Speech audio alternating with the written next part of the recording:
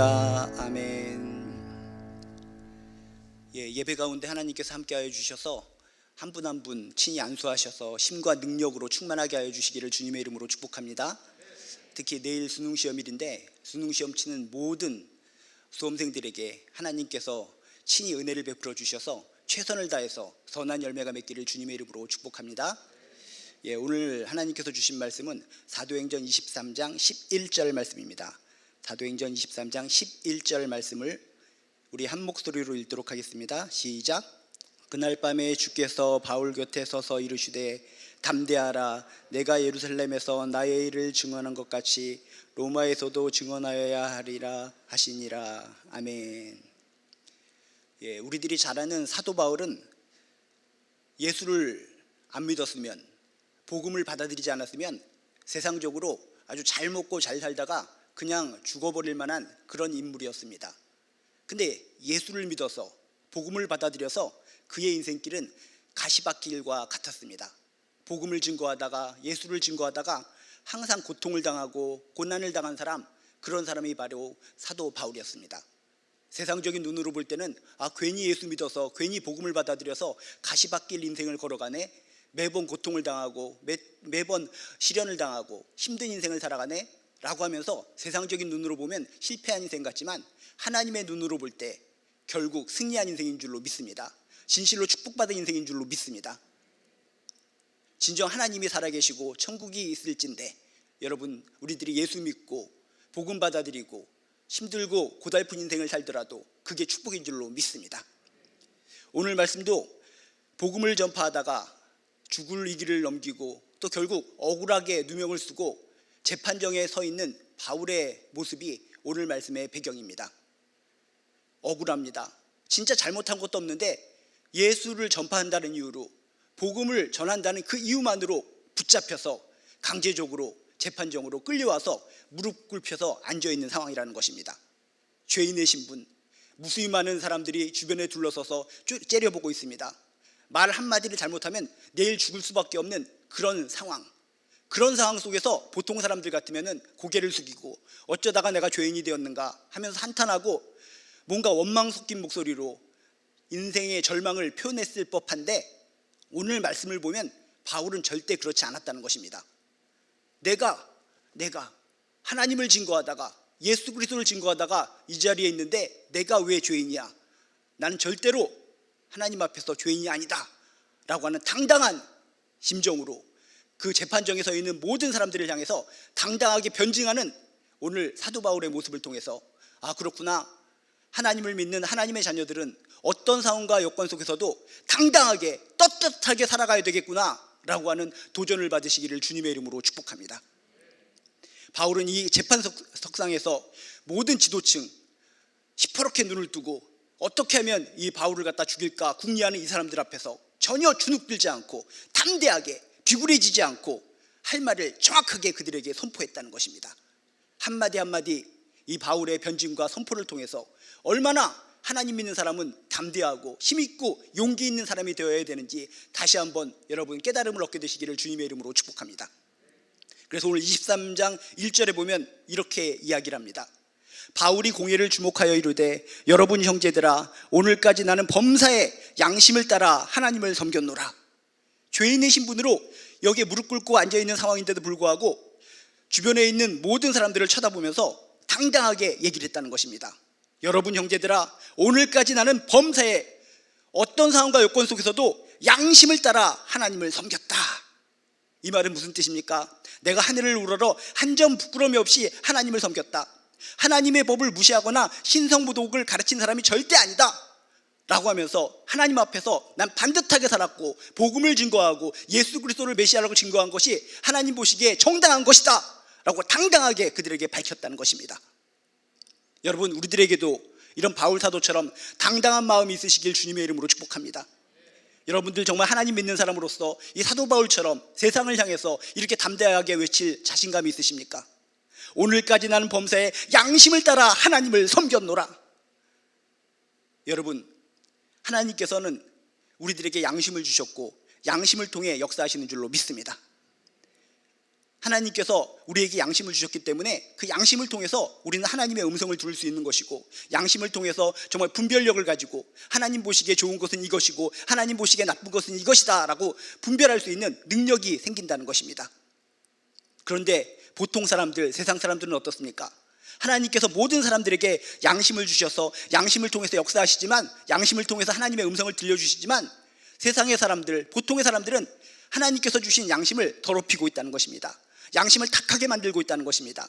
양심이 맑아야지, 양심이 깨끗해야지 하나님의 음성을 들을 수 있고, 하나님의 음성 가운데 내가 인생을 어떻게 살아가야 되는지 방도를 발견할 수가 있을 터인데, 세상에 무수히 많은 사람들이 악에 찌들려 살다 보니까 양심이 탁해져서 그 하나님의 음성을 들을 수 없게 되었다는 것입니다.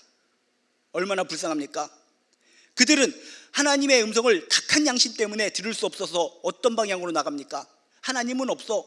하나님의 음성을 들을 수가 없기 때문에 아무리 하나님께서 양심을 주셨어도 양심이 탁해서 하나님의 음성을 들을 수 없는 것이고, 더욱더 악한 방향으로, 하나님을 저주하는 방향으로 막 살아갈 수밖에 없었다는 것입니다. 하나님 보시기에 큰 죄를 지었어도 양심이 탁하기 때문에 그것이 죄인지를 모릅니다. 이게 왜 죄야? 아무 죄가 아니다. 하나님께서 양심을 통해서 그것은 죄다 라고 분별력으로 우리들에게 일깨워주시는데, 양심이 탁하기 때문에, 양심에 털이 났기 때문에, 양심이 더러워졌기 때문에 아무리 하나님께서 말씀하셔도 그 음성을 들을 수가 없게 되었다는 것입니다. 얼마나 불쌍합니까? 이렇게 불쌍한 양심이 탁한 사람들은 하나님께서 구원의 기회를 줘도 구원의 기회가 얼마나 소중한지 모르고 발로 짓밟아 뭉개버립니다. 구원이 뭐야? 천국이 어딨어? 지옥이 어딨어? 양심이 탁하기 때문에 하나님의 음성을 무시해버리고 천국과 지옥을 무시해버리고 구원받는 기회를 박차버리는 어리석은 사람들, 이 땅에 무수히 많은 사람들이 그 탁한 양심 때문에 하나님의 음성을 제대로 못 듣고 정말 슬프게 살아가고 있다는 것입니다. 그런 사람들은 속히 힘들고 어려울지라도 하나님께로 나와야 될 줄로 믿습니다. 지금 순간은 하나님의 음성이 들리지 않습니다. 믿겨지지가 않습니다. 그래도 어디선가 들려오는, 나를 향해 부르는 하나님의 음성이 조금이라도 들린다면 과감하게 하나님께로 달려 나와야 될 줄로 믿습니다. 하나님께로 달려 나오면 어떻게 됩니까? 하나님께서 우리의 양심을 만져주십니다. 우리들이 찬양을 드리고 예배하고 기도하는 가운데, 신앙생활하는 가운데 탁한 양심, 더러운 양심이 조금씩 깨끗해지기 시작합니다. 양심이 깨끗해지기 시작하면서 양심을 통해서 역사하시는 하나님의 음성을 듣게 됩니다. 하나님께서 주시는 윤리적인 가치관을 깨닫게 됩니다. 하나님께서 주시는 분별력을 가지게 됩니다. 내가 예수를 믿기 전에는, 하나님을 믿기 전에는 이것이 죄인지 몰랐습니다. 이렇게 살아도 되는 줄만 알았습니다. 근데 예수를 믿고 하나님을 믿기 시작하니까 양심이 깨끗해지기 시작하면서 하나님의 음성이 들리기 시작합니다. 말씀을 통해서 역사하시는 하나님을 만나게 됩니다. 성령 충만함이 임하게 됩니다.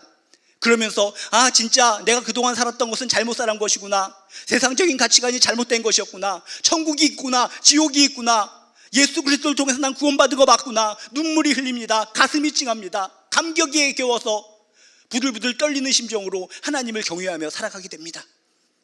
여러분도 그렇지 않습니까? 하나님 믿기 전에, 예수를 받아들이기 전에 여러분들의 양심은 어땠습니까? 탁했습니다. 까맸습니다. 하나님께서 아무리 노크하고 문 밖에 서서 두드려도 끄떡없습니다.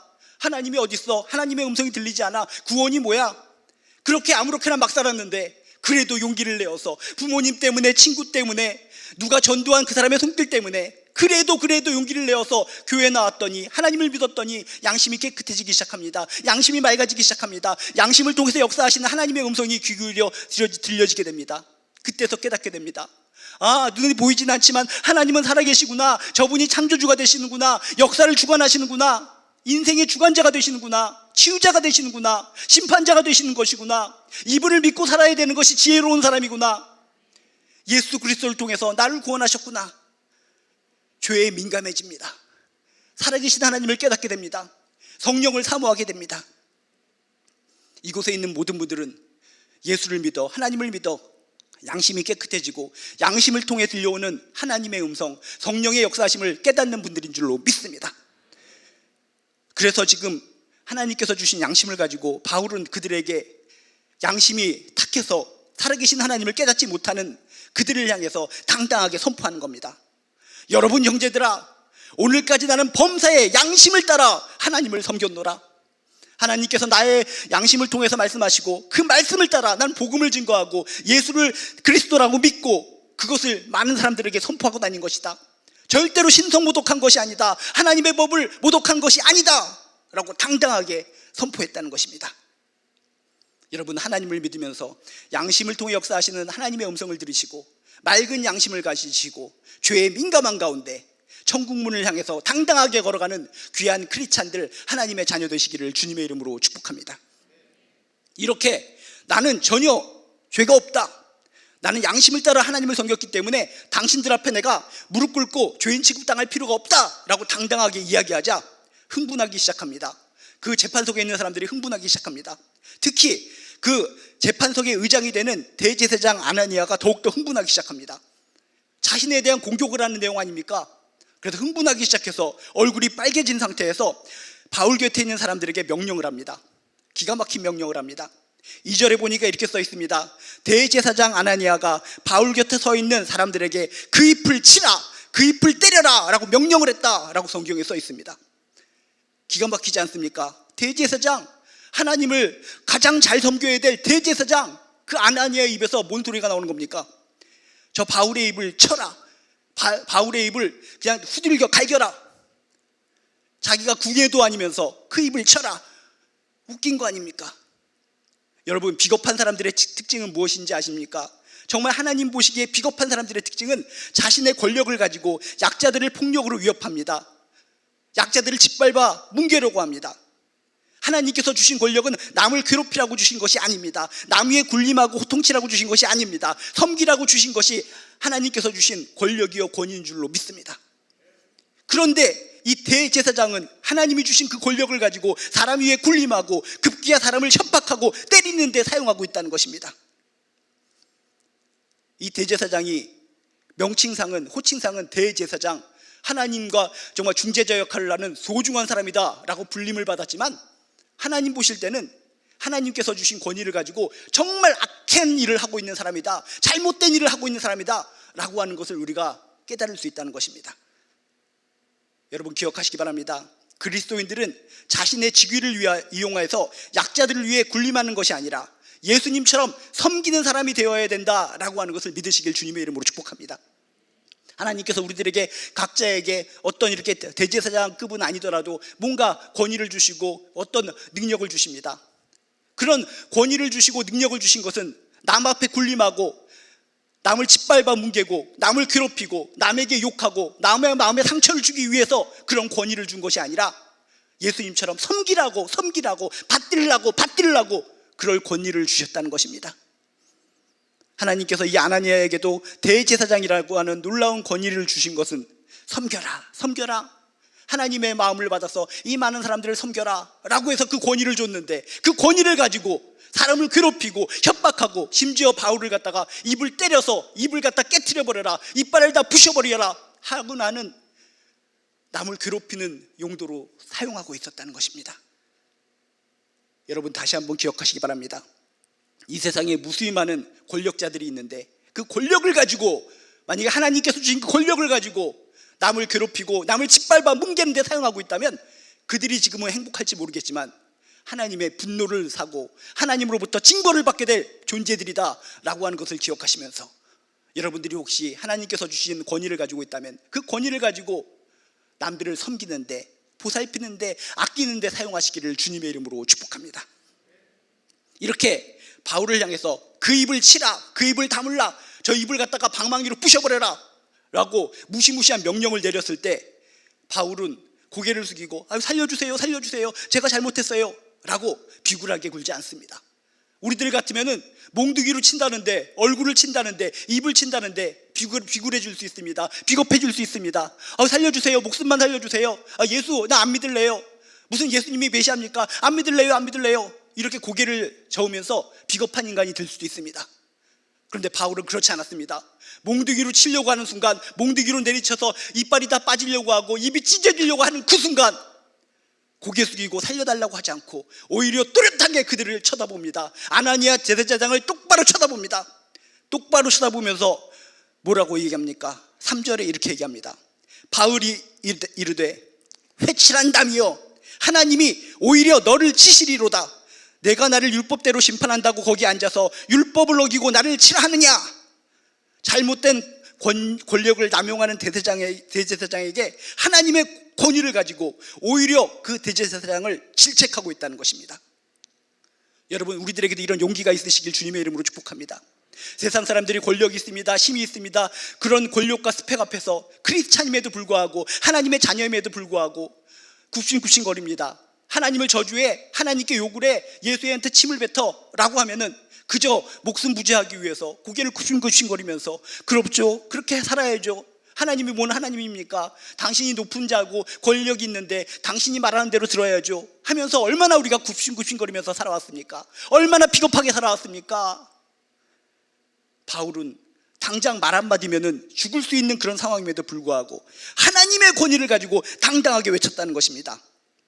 대제사장, 이 회칠한 담벼락이야, 하나님이 오히려 너를 치시리로다. 내가 너를 율법대로 심판한다고 거기 앉아있어서 오히려 율법을 어기고 나를 치라 하느냐? 잘못된 권력을 남용하는 이 대제사장을 향해서 과감하게 너는 회칠한 담벼락이다 라고 외쳤다는 것입니다. 회칠한 담벼락이라는 것은 무엇입니까? 한마디로 너는 위선자라는 것입니다.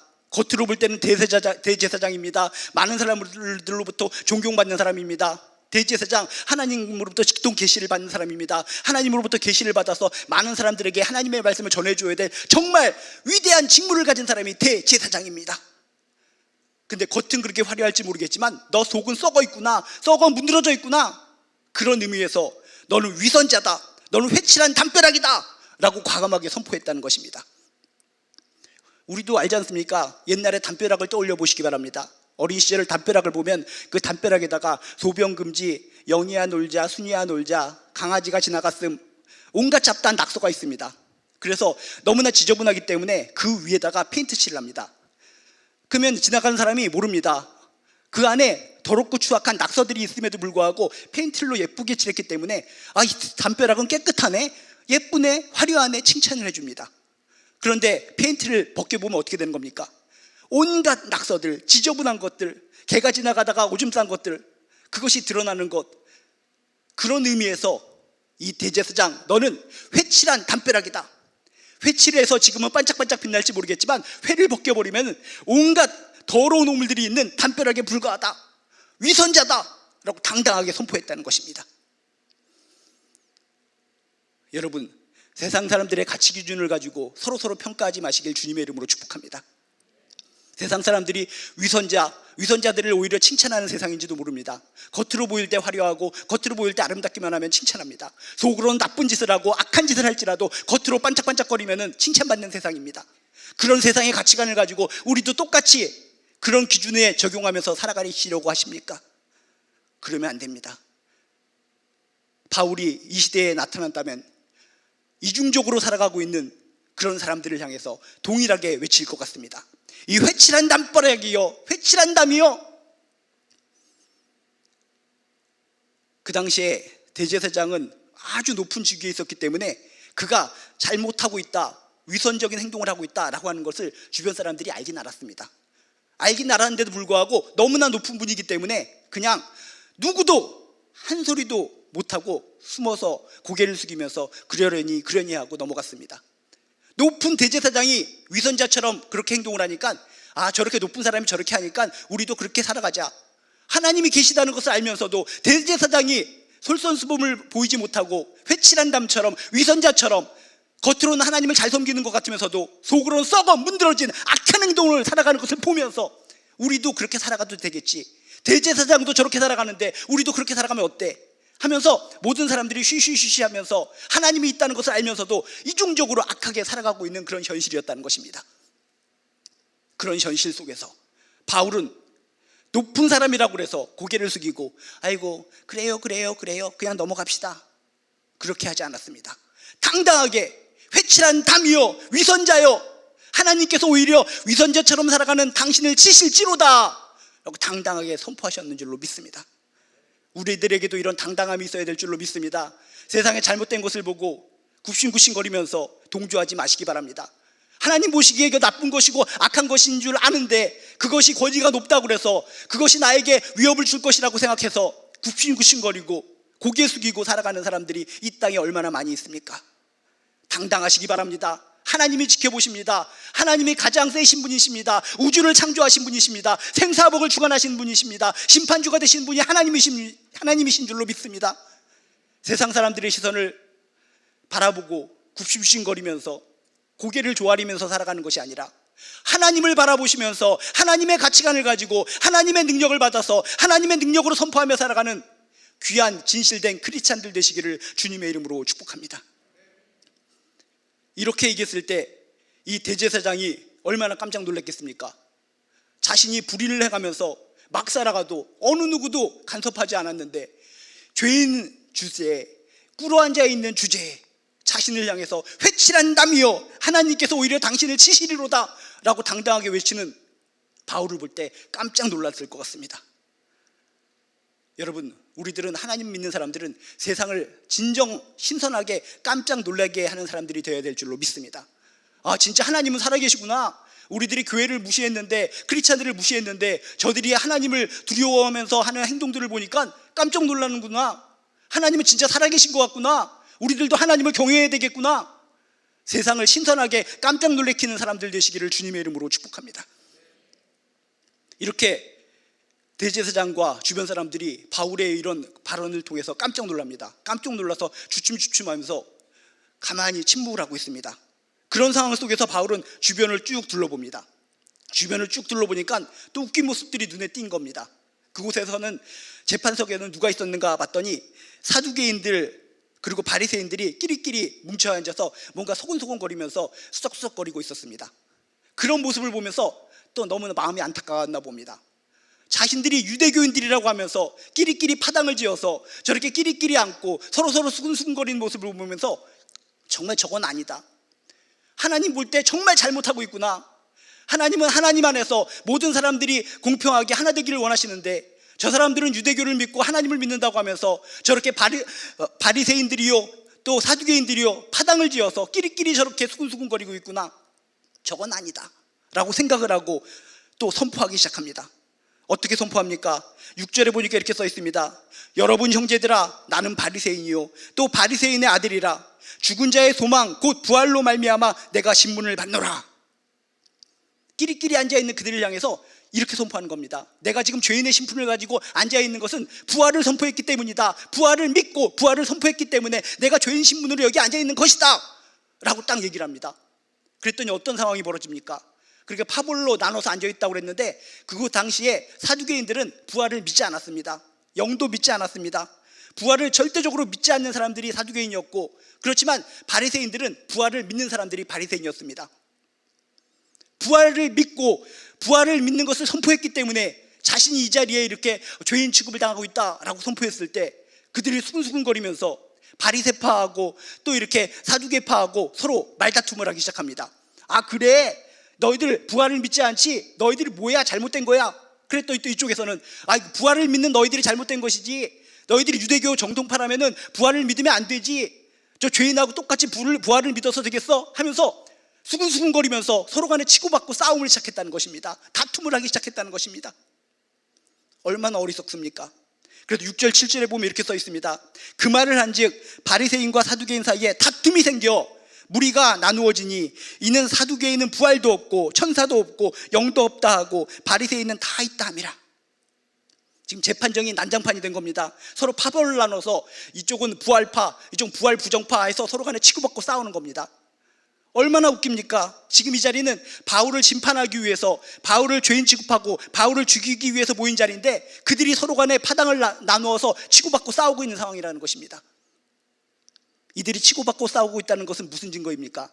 그들이 오히려 죄인이다, 그들이 잘못된 것이다, 그들이 진리고 그들이 정확한 것이고 정당한 것이라면 그들이 그렇게 나누어져서 싸우면 안 되는 것입니다. 그들이 불완전하고 그들이 잘못된 것이기 때문에 스스로 분쟁하고 스스로 다투는 것을 통해서 우리는 잘못되었다라는 것을 만방에 지금 선포하고 있는 것이라는 것입니다. 여러분 기억하시기 바랍니다. 다툼이 있는 곳엔 진리가 없습니다. 분열이 있는 곳엔 진리가 없습니다. 싸움이 있는 곳엔 진리가 없습니다.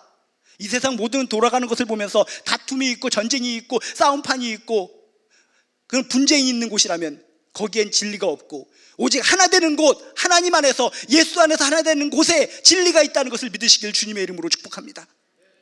사탄 마귀의 특징이 뭔지 아십니까? 사탄 마귀의 특징은 분열시키는 것을 너무나 좋아합니다. 분열, 분쟁, 싸움, 다툼, 이것을 특징적으로 가진 것이 사탄 마귀의 특징이라는 것입니다. 분열되는 거, 분쟁, 싸우는 것은 종국에 가서는 멸망하게 됩니다. 그렇기 때문에 분쟁을 좋아하고 싸움을 좋아하고 분열을 좋아하는 이런 사탄 마귀의 집단, 악한 영은 어떻게 되겠습니까? 지금은 흥왕하고 지금은 잘 되는 것 같지만 그 결말은 망하게 되는 것이다, 패망이다 라고 하는 이 진리를 기억하시길 주님의 이름으로 축복합니다. 이렇게 이들은 재판정에서 치고받고 싸웠습니다. 난리를 치고 막 신발을 벗어서 집어던지기도 하고, 눈을 파벌리려고 하기도 하고, 머리끄댕이를 잡기도 하고, 아주 재판정이 난장판이 됐습니다. 이런 상황 속에서 그곳을 지키고 있는 천부장이 주변을 동향을 살펴보다가 이대로 뒀다간 여기 죄인 취급으로 앉아있는 바울이 찢겨져서 죽음을 당할 수도 있겠다라고 판단을 하게 됩니다.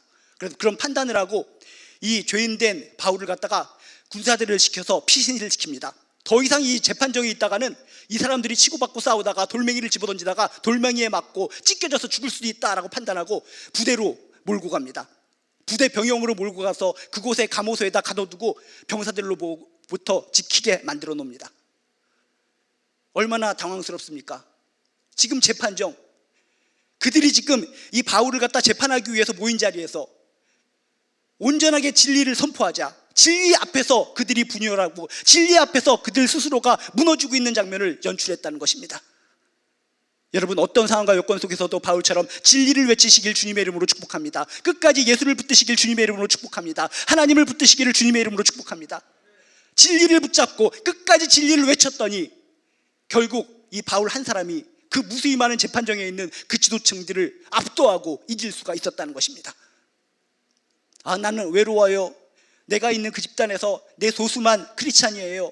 무수히 많은 사람들이 하나님을 경멸해요. 내가 하나님임을 드러내면, 크리스찬임을 드러내면 나를 갖다 무시할 것 같아요. 외톨이에요. 난 못해요. 바울을 기억하시기 바랍니다. 죄인의 신분으로 여기 꿇어 앉아 있습니다. 무수히 많은 사람들이 지켜보고 있습니다. 군사들까지 다 있습니다. 당당할 수 없어야 될 상황임에도 불구하고 진리를 알았기 때문에 진리를 외치고 자유함을 누리고 선포할 수 있었습니다.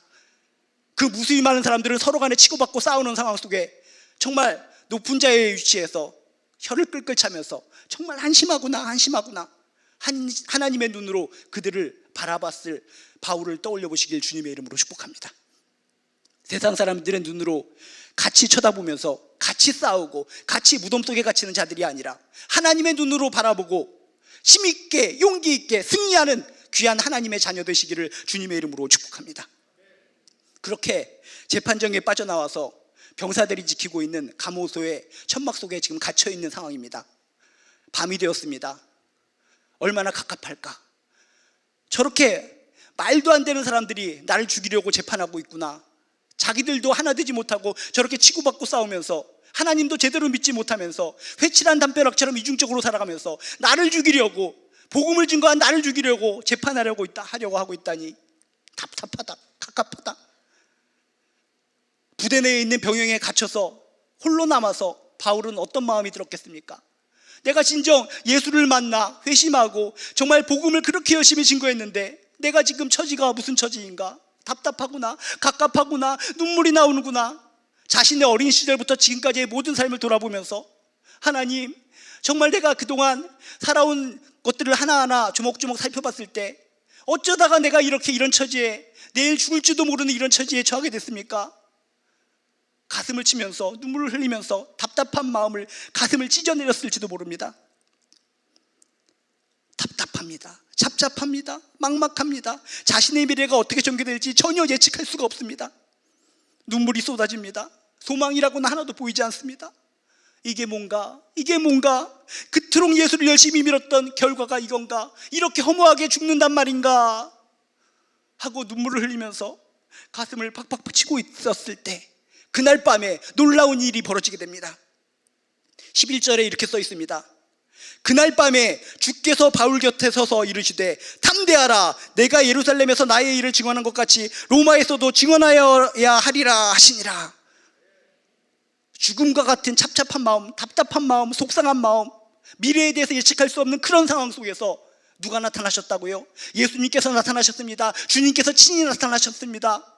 그날 밤 죽을 것 같은 통증이 있고 답답한 마음이 있는 그 순간, 그 절대절명의 순간에, 그 위급한 순간에 주님이 나타나셔서 땅바닥에 주저앉는 것도 아니라 서서, 그 곁에 서서, 성경의 표현이 참 멋있습니다.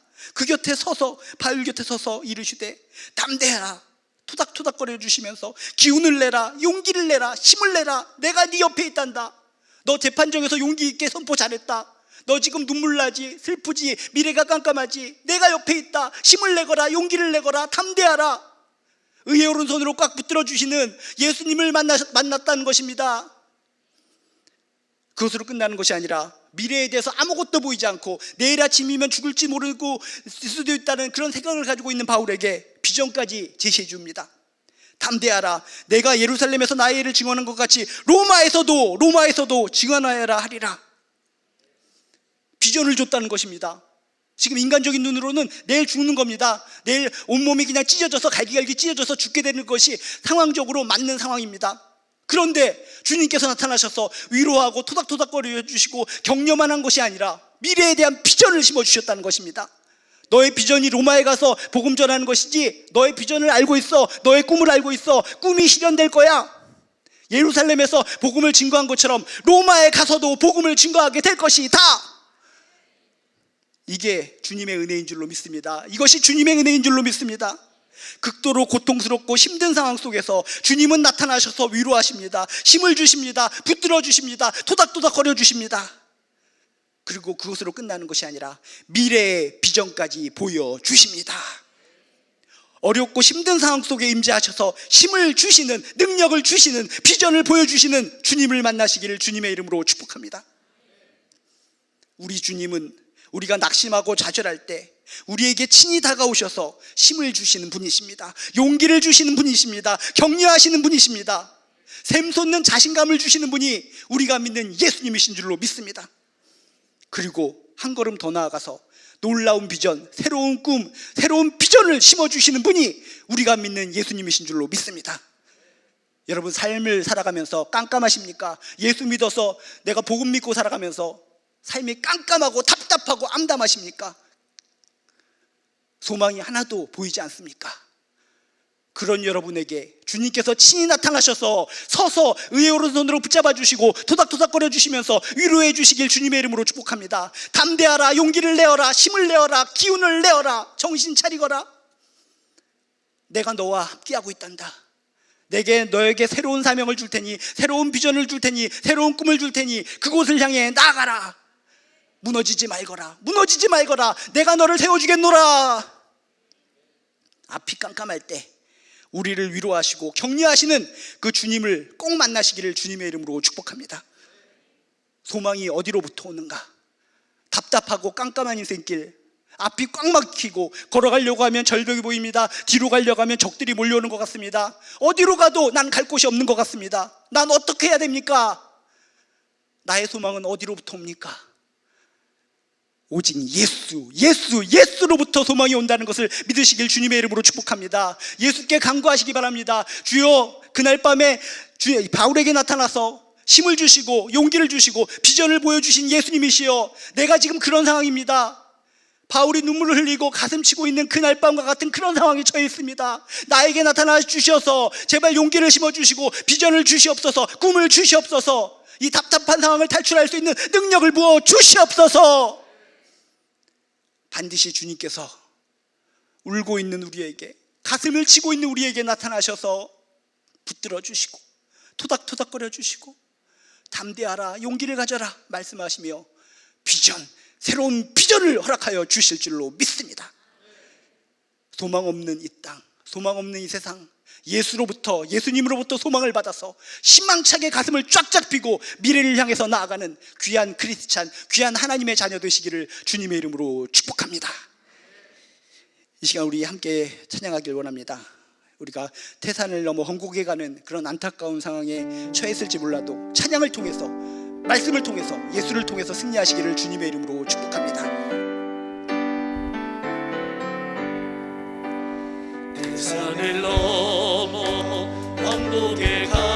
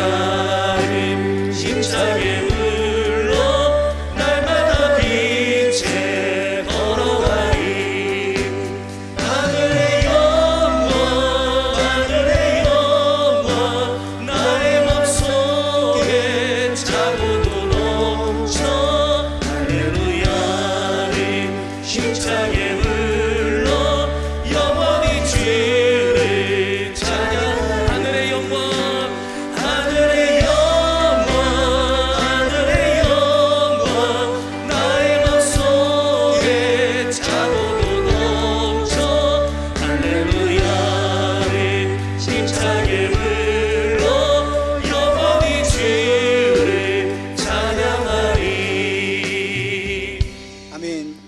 이 시간 우리 함께 기도하길 원합니다. 깜깜합니다. 앞이 보이지 않습니다. 소망이 없는 것 같습니다. 소망은 어디로부터 오나? 오직 예수로부터 오는 줄로 믿습니다. 여러분이 힘들고 어려운 상황에 처했다면 더욱더 진리를 붙들고 당당하게 하여 주시옵소서. 주님께서 임재하여 주셔서 나를 위로하여 주시고 새로운 소망을 허락하여 주시옵소서. 새로운 비전을 허락하여 주시옵소서. 이 시간 오늘 말씀을 붙들고 여러분의 기도 제목을 놓고 함께 기도하길 원합니다. 주여 한번 부르고 기도하도록 하겠습니다. 주여 하나님 도와주시옵소서. 너무나 힘듭니다. 너무나 어려워요. 깜깜합니다. 눈물이 납니다. 가슴이 찢어질 것 같습니다. 이 고통 속에서 어떻게 나올 수 있을까? 소망이 안 보입니다. 주여 이 힘들고 어려운 상황 속에서 내가 어떻게 살아갈 수 있겠습니까? 도와주시옵소서. 능력 부어주시옵소서. 하나님께서 들어주시고 하나님께서 함께하여 주실 때 힘이 날 줄로 믿습니다. 용기가 날 줄로 믿습니다. 나를 붙들어 주시고 나에게 용기를 주시고 담대하게 하여 주시옵소서. 담대하라 담대하라. 주님께서 말씀하여 주시면 그것이 힘이 될 줄로 믿습니다. 주여 붙잡아 주시옵소서. 주여 위로하여 주시옵소서. 주여 소망을 허락하여 주시옵소서. 깜깜해서 앞일을 전혀 모르고 있지만 새로운 비전을 허락하여 주시옵소서. 비전이 있는 줄로 믿습니다. 꿈이 있는 줄로 믿습니다. 새로운 사명이 있는 줄로 믿습니다. 사명이 있는 곳에 생명이 있는 줄로 믿습니다. 너에게 사명이 있노라. 너에게 사명이 있노라. 우리에게 사명을 주십니다. 새로운 꿈을 주십니다. 새로운 비전을 주십니다. 우리에게 주시는 비전을 붙잡고 사명을 붙잡고 한 걸음 한 걸음 일을 나갈 수 있는 우리들 될 수 있도록 주여 도와주시옵소서. 하늘의 영광 오직 하늘의 영광 하나님의 영광을 위해서 살아갈 수 있는 우리들 되게 도와주시옵소서. 하나님은 살아계십니다. 하나님